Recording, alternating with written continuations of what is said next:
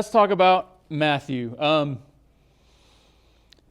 like to run my classes. I see a word I don't know or a place I don't know. You're going to see me pull out a map and I'm going to start looking at definitions. I look at extra biblical writings, and so we've got some of that today. We're going to look at Matthew. I've tried to break up Matthew into 3 sections. I wanted to look at Matthew, the time he lived in, the role he was. Matthew was a tax collector. There's another word, an older word we use for it. Anyone know that word? It didn't slip off the tip of my tongue. I had to read commentaries and I remembered it. Matthew the publican. You guys heard the word publican before? He was a tax collector. He was a publican.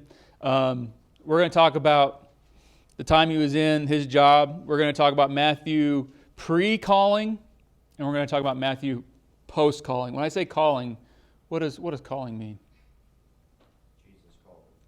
Jesus called him. Has anyone else had a calling here? No one's just decided, hey, I want to do this for the rest of my life. I'm going to invest everything I have to become an accountant. Nobody? That's what my dad did.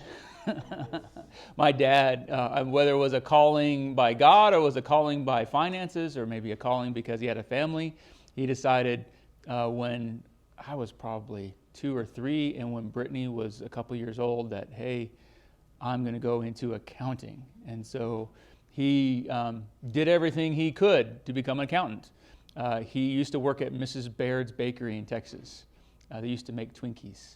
He used to tell us stories about how the Twinkie machine would overfill Twinkies, but still package them, and so they'd be exploded in the wrapper. He'd bring them home, and we'd eat them, right? But he would go work the Twinkie line, the bread line. He'd fill trucks late at night.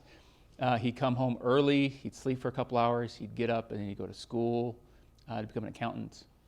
And he'd come home, eat dinner, sleep for a few hours, and go to work.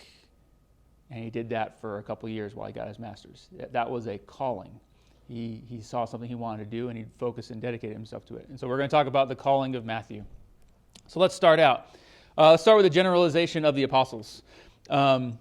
We can easily say that when Jesus met them, they were ordinary and unrefined. Can you guys, what were some of the apostles' professions? Tent maker, okay. Fisherman. We know Matthew was a publican. With the exception of Judas, they were all from Galilee. And Galilee, predominantly rural, mostly small towns and villages, not known for education and elite class. If I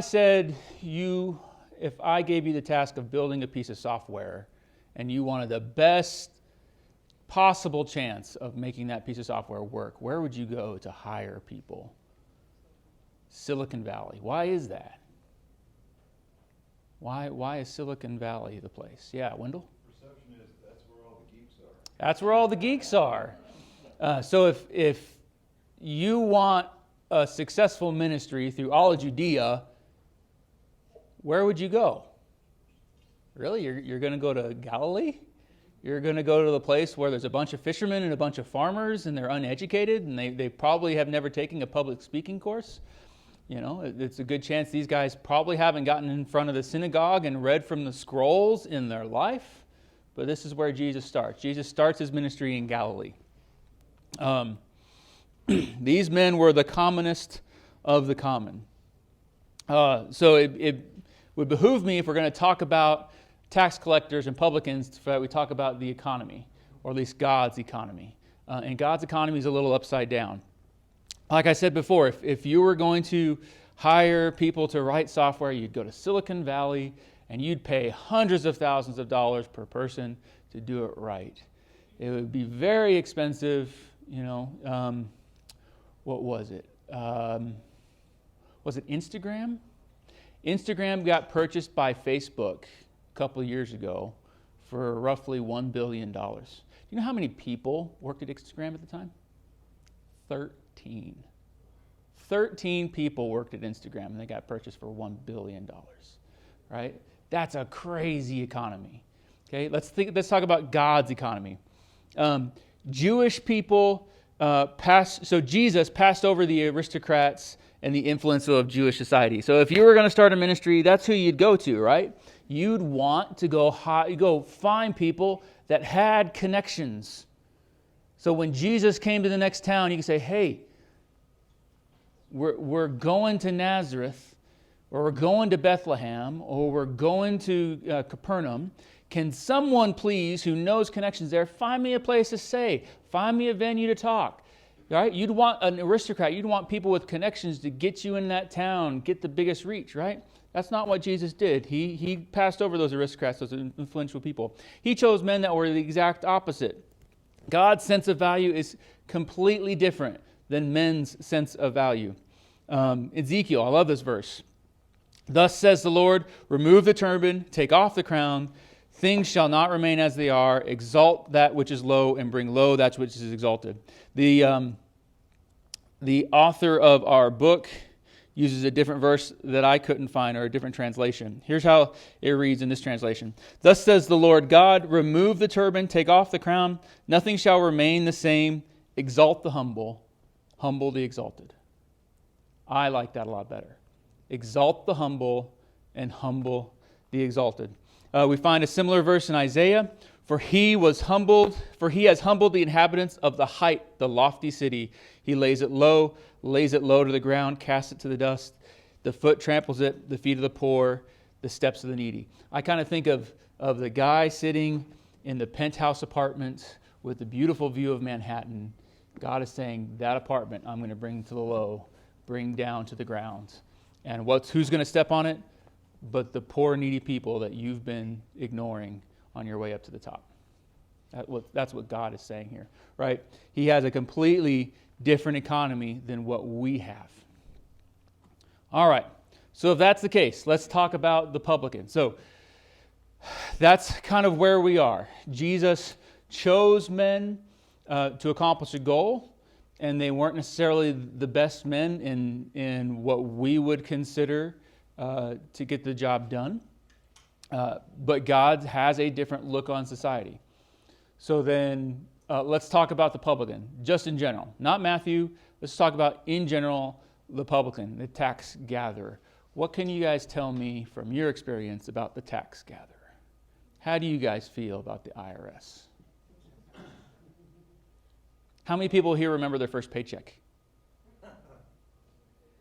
And how many people were disappointed with their first paycheck? Right? I remember getting my first paycheck, and it was, let's see here, I was working for, I think it was P&J's. They were the grocery store, the second grocery store in Weiser. And this guy cleaned and dressed everyone's elk and deer, and I had to clean up the machines afterwards. And I worked like crazy, and he was going to pay me like $5 an hour or something like that. And I was like, oh man, got a couple $100 coming my way. And I open up a check, and it's like 110. Yeah. It's like, oh. I had like, Dad, something happened.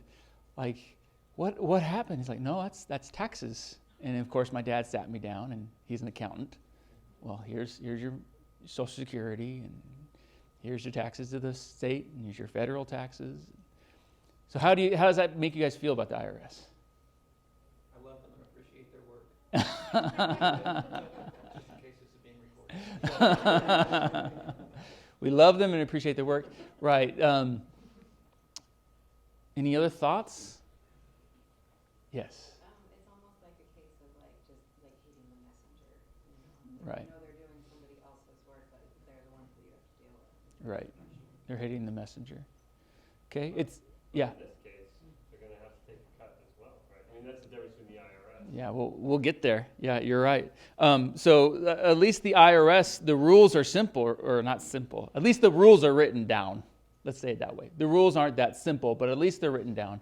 And at least if you had the time and the patience to open up the books and understand all the rules, you could figure out how to do your taxes.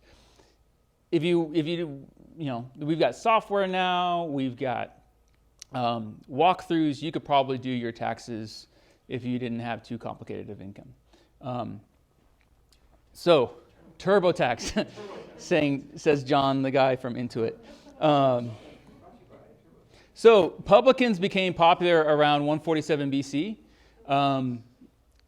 So when you think about the IRS are government officials. Who pays the IRS?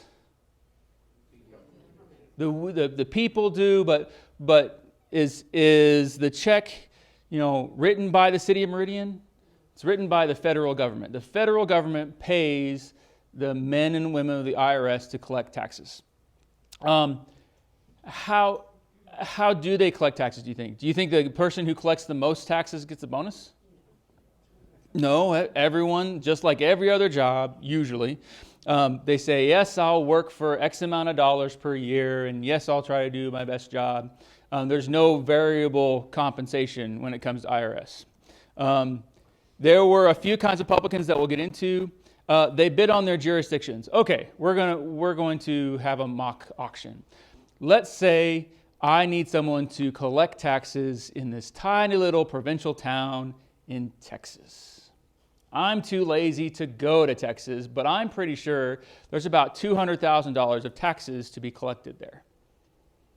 Would anybody like to collect that for me? Anybody? Okay. What if I told you all I need is the $200,000, and if you collect any extra, you get to keep? What if I didn't even care if you gave me money through the year? What if you just said, yeah, I'll pay you $200,000 now and give me all the power and the responsibility, and you go to Texas, and you just have to collect at least $200,000 to break even, and anything else above that is pure profit. That's what happened in Rome. Rome would get up and auction off 5-year terms or leases to provinces in the Roman Empire. And they would say, hey, we've got X amount of denarii worth of taxes to be collected in this province. Who wants to pay me now to do it? Think about it from Rome's standpoint. They get all the taxes now, right, at the time of the auction. They don't have to wait 5 years for those to come in. And then they send this person to Judea, or they send this person to Africa, or wherever they're going to collect taxes, and they collect taxes. Now that person, the only rule they have is I've got to make more than what I paid for. Okay? And so that's what happened. We've got a couple, we'll get into that a little bit more, but keep in mind it was 5-year leases, and oftentimes they would sell for more than the amount of taxes that were gathered, because they could really squeeze the people dry, get more than the tax amount. And the Roman government would turn their back, not turn their back, maybe turn a blind eye to what was happening. All right, so this is from the history of Rome. Here's what it says by Boac. This was written in, I want to say, 1929. Following the custom established in Italy, the Roman state did not collect its taxes in provinces through public officials. Public officials is the way we do it.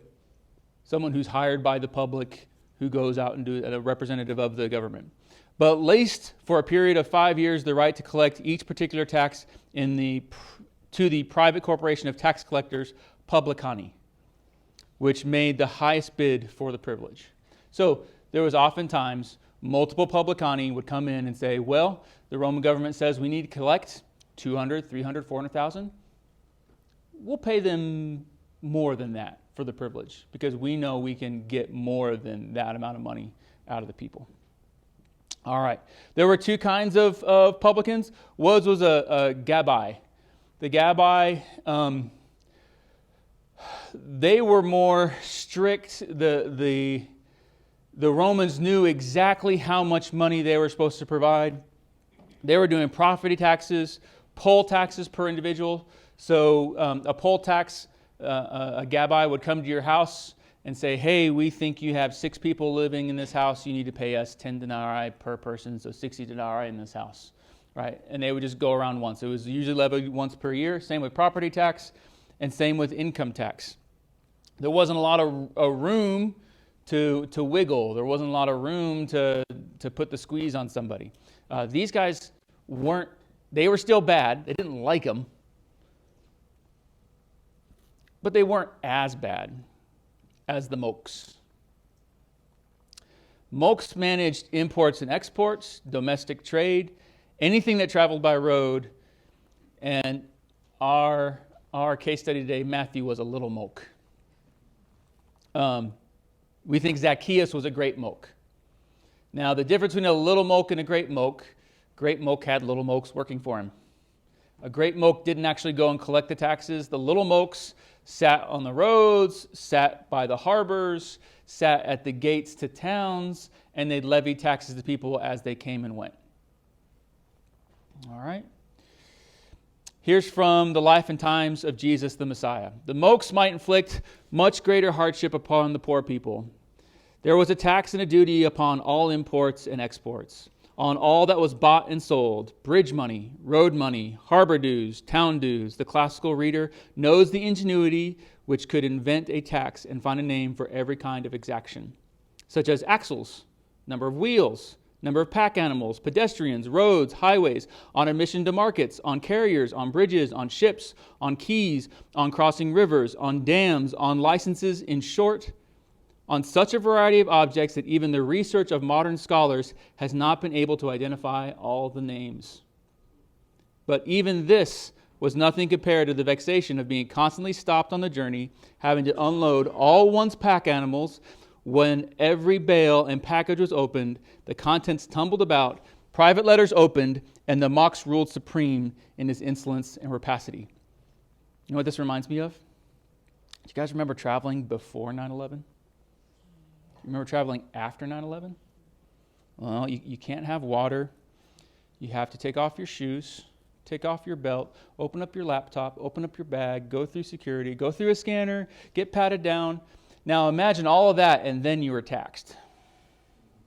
Imagine all of that, and then at the end, someone held their hand out and said, all right, give me money. Scholars think on most typical trade routes, mokes levied between 10 to 18% tax in like 2% increments. And we'll actually get to the trade route specifically mentioned here in Matthew, but that means a traveler, even someone who's not necessarily a trader, even if you're just traveling, you could run into a moke that says, oh, that's some nice toiletries. I need a couple denarii before I let you go. Okay? So this is the kind of publicans we're dealing with Matthew. So let's go ahead and open up Luke chapter 18, verses 10 through 14. We've got really three examples of publicans, of tax collectors in the New Testament. Sure Zacchaeus wasn't a little moke? He was a wee great moke. All right. Luke chapter 18.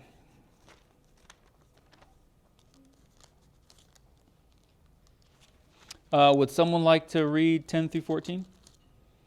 Two men went up to the temple to pray, one a Pharisee and the other a tax collector. The Pharisee was standing and praying like this about himself. God, I thank you that I'm not like other people, greedy, unrighteous, adulterers, or even like this tax collector. I fast twice a week. I give a tenth of everything I get. But the tax collector, standing far off, would not even raise his eyes to heaven, but kept striking his chest and saying, God, have mercy on me, a sinner. I tell you, this one went down to his house justified rather than the other, because everyone who exalts himself will be humbled, and the one who humbles himself will be exalted. All right, so if you remember last week, I showed you a picture of the temple. That Pharisee's probably in the temple, maybe in the court of men. That tax collector says he stood afar off. Imagine him being in the court of Gentiles. He's a couple courts away. He's not even in the court of women. He's in the court of Gentiles. And he feels separate and apart. And this tax collector is pious. This tax collector is beaten up. We'll talk more about that shortly. All right, conclusions.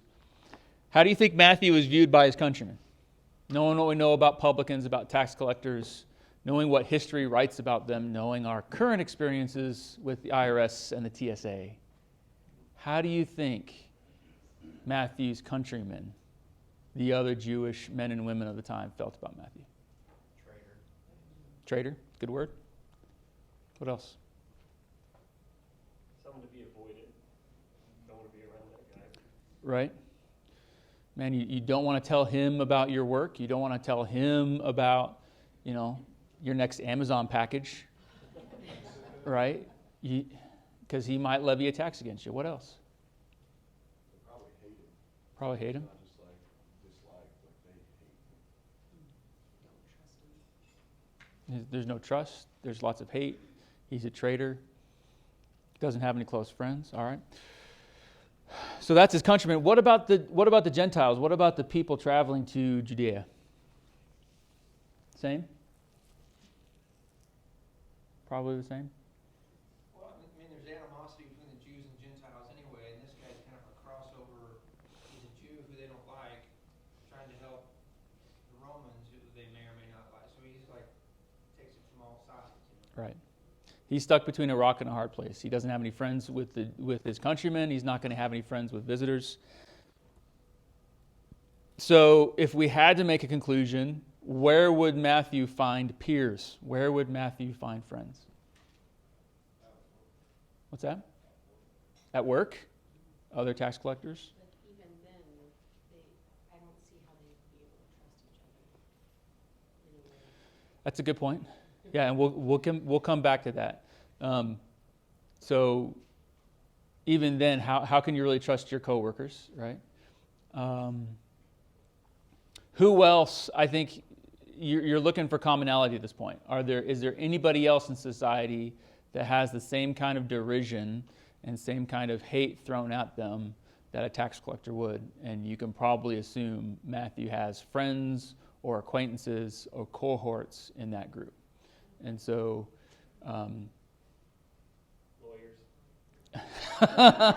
lawyers. I'm sorry if anyone's a lawyer in the audience, but yeah, we know we'll get to Matthew chapter 9 that he associates with other sinners, the other rejects of society, and so we can assume women of ill repute. We can assume people that highwaymen. People. You think about. The parable of the Good Samaritan, the men that beat up the Samaritan on the side of the road, those are most likely Matthew's associates because they are derided just as much as Matthew is. I just cracked a joke about lawyers, but it's like some jobs are not as reputable, but does that mean that there aren't any honest people in there? I don't know about that, right? Yeah. Can we? I guess the common perception about tax collectors this time is that they're all corrupt. Right. I'm trying to figure out is that a fair assessment? Right. All right, we're going to take a pause right now. A couple of you are going to get invited to a meal. And de facto, I never get invited to this. So. I'm teaching class. You couldn't invite me, so. Awesome. All right. So, based on what we saw in Luke, we see an example of a publican praying a far way off. He's probably by himself. He's praying in a way that probably is atypical of the time. How can we assume, or what assumptions can we make about the way Matthew worships, prays, and studies? Not like his Jewish cohorts, or not like his? Like the other tax collectors. Okay. All the people that he associates himself with. Okay. Man, they are just decimating my class. Do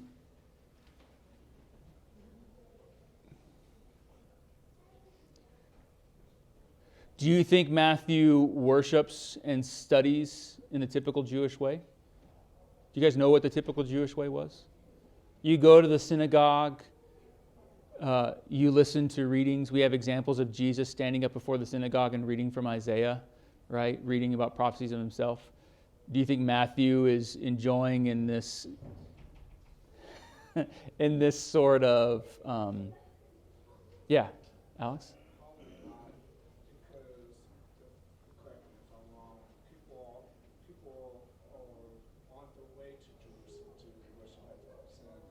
Right. So he's probably on the side of the road collecting taxes as it comes. Right.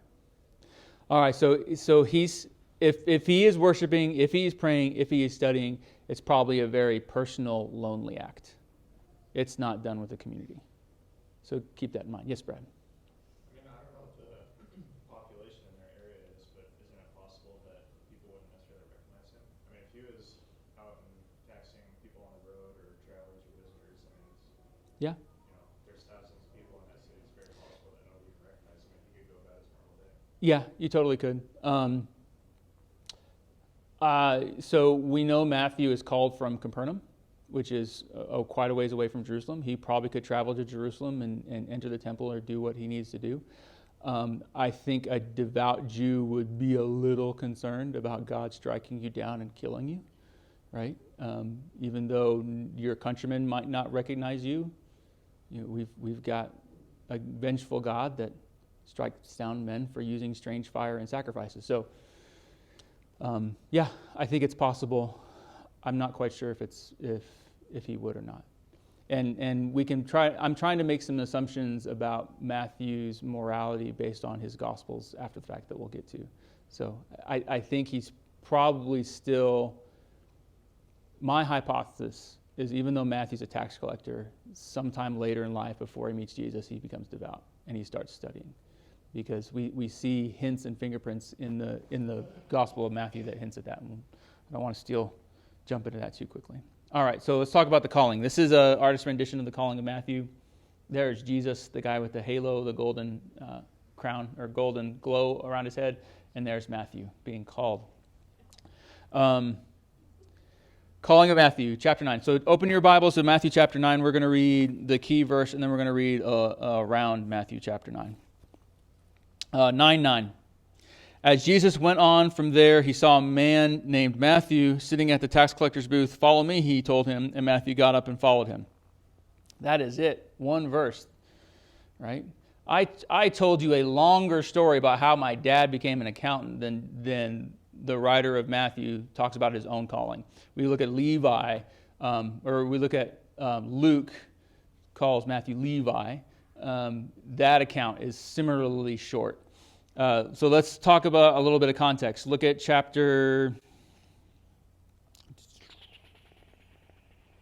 I think it's actually in Luke. If you go to Luke, it talks about how Jesus was in Capernaum and he's walking along the Dead Sea and sees Matthew and calls him out, which we'll get to. So, Capernaum. This is where I get to use the laser pointer. All right, here's Capernaum. Here's the Sea of Galilee. We know Matthew was most likely along this road levying taxes. Now, why am I showing you this specifically? This is an important trade route. Here's Phoenicia. It's got all of these nice cities. Here's Damascus. This is these square ones are part of the Decapolis, the 10 largest cities of the region. If you wanted to sell something from Damascus anywhere along here, you could take these dotted roads, or you could take the main road, which would come all the way down through Capernaum, across Tiberias, and then you could sell up here. And so this route right here becomes a very important trade route. And so we have Matthew sitting along this road levying taxes. We know he's a moke. We know he taxes imports and exports. So we expect he's probably doing a lot of business sitting somewhere between Tiberias and Capernaum. I'm betting he's probably closer to Capernaum, but we know he's somewhere around there, mainly because the accountant Luke. The accountant Luke says Jesus was in Capernaum. He decided to walk around the Sea of Galilee, and then he calls Matthew. Okay? All right, so there Matthew is. What conclusions can we make? Well, those are the same conclusions we had before. I forgot to change this slide. All right, let's talk about the disciple.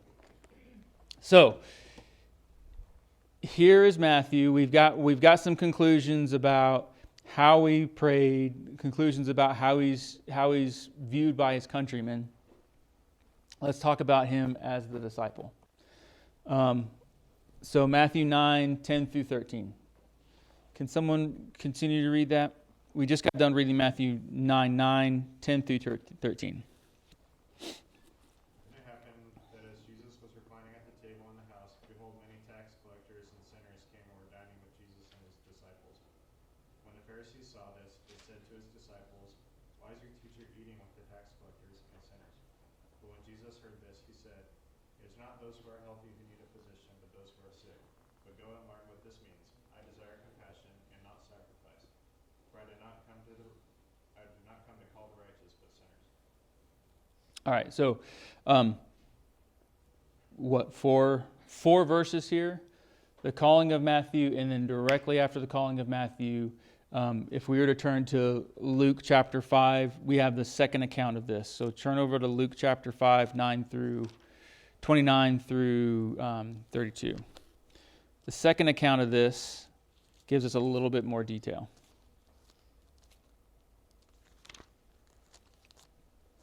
Would anybody else mind reading that? Then Levi held a great banquet for Jesus at his house, and a large crowd of tax collectors and others were eating with him. But the Pharisees and the teachers of the law who belonged to their sect complained to his disciples, "Why do you eat and drink with tax collectors and sinners?" Jesus answered them, "It is not the healthy who need a doctor, but the sick.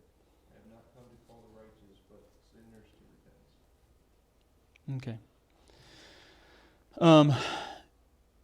So right after Matthew, Levi's calling, what does Matthew do? He holds a reception. Luke says a great party, great banquet for Jesus at his house. And who does he invite? His friends. Exactly. Do you think he has any sway with the Jewish leaders? No. Well, who does he have sway with?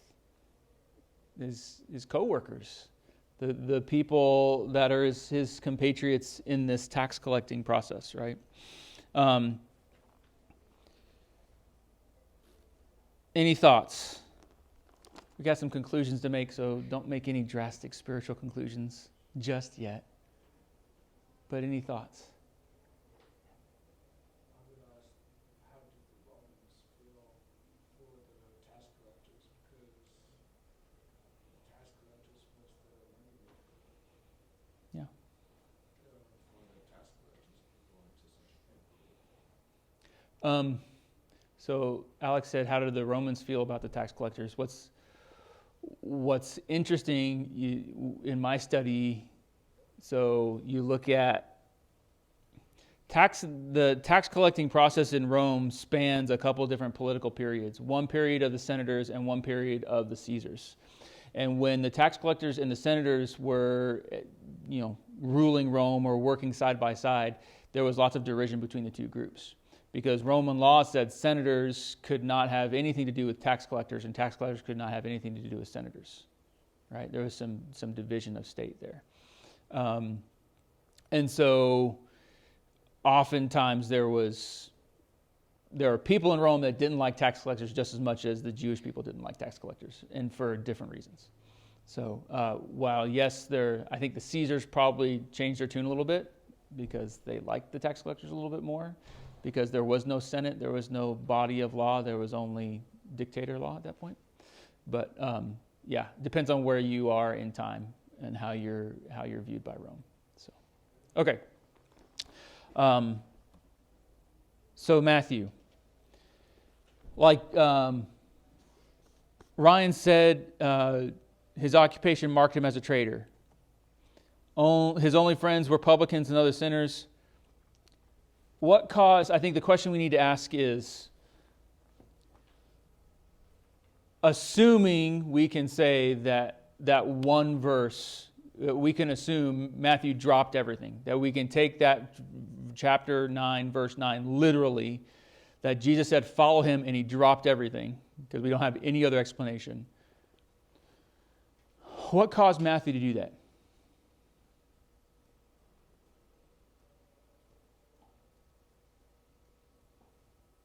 I think we can make some assumptions. Yeah, Jackie. I think God was working on him before Jesus called to him, studied and stuff.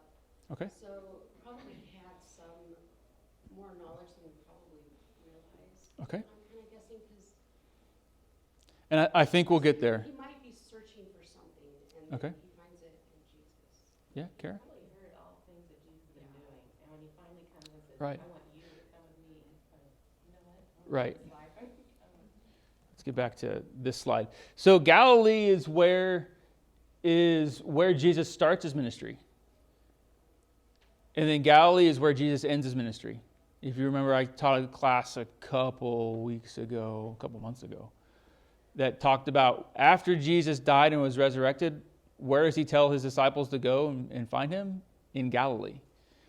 He's tempted with this idea of staying, at the beginning of his ministry, staying in Galilee and not actually going into Jerusalem and to the greater Judea, right?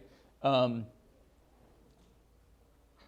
then who do you think is going to be more receptive of miracles and the amazing signs of Jesus?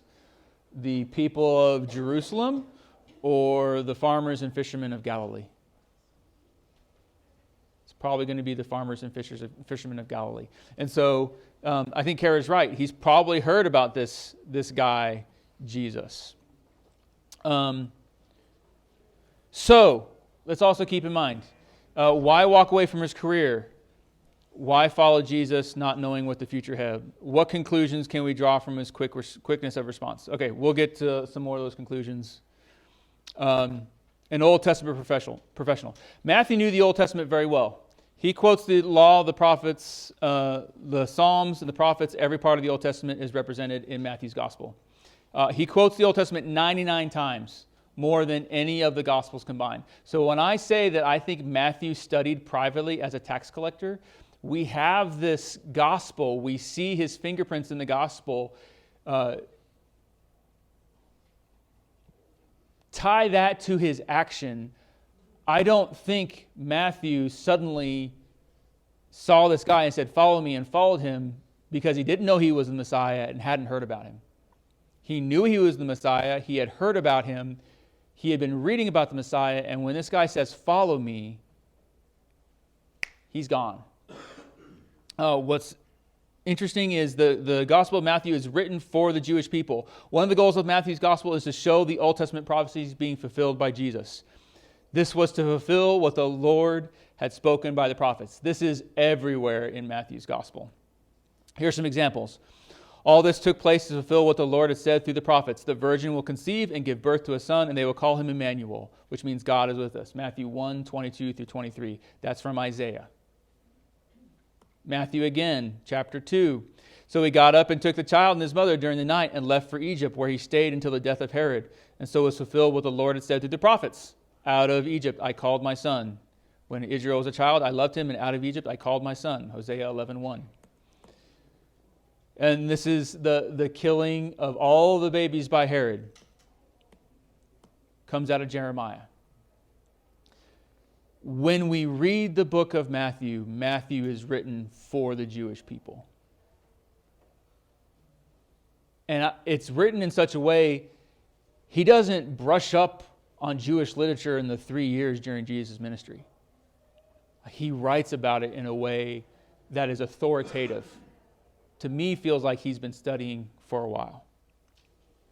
So what can we learn from Matthew? I think, and we're getting towards our conclusion here. 1, the gospel is for all. An initial ministry to the tax collectors and sinners. The gospel written for his countrymen that rejected him. We see the inclusion of Gentile women in the genealogy of Jesus. And then we see the healings of the centurion and the Canaanite woman.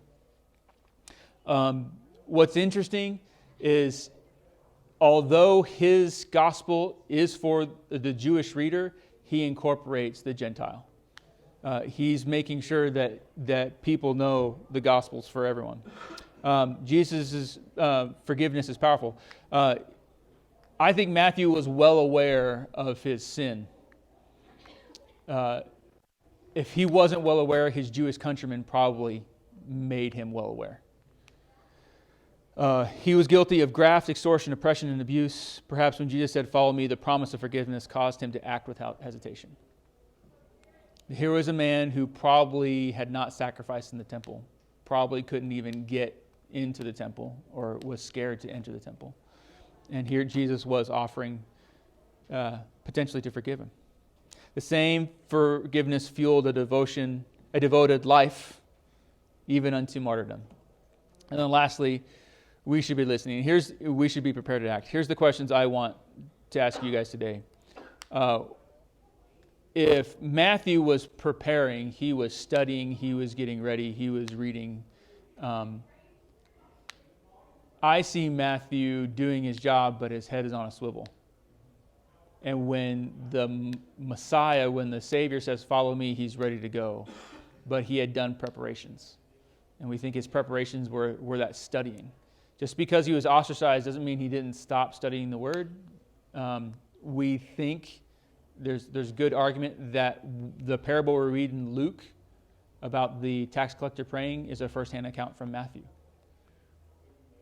So if he is still praying, he's still finding ways to pray, he's finding ways to study, he's finding ways to be ready and make preparations. What do our preparations look like today as Christians?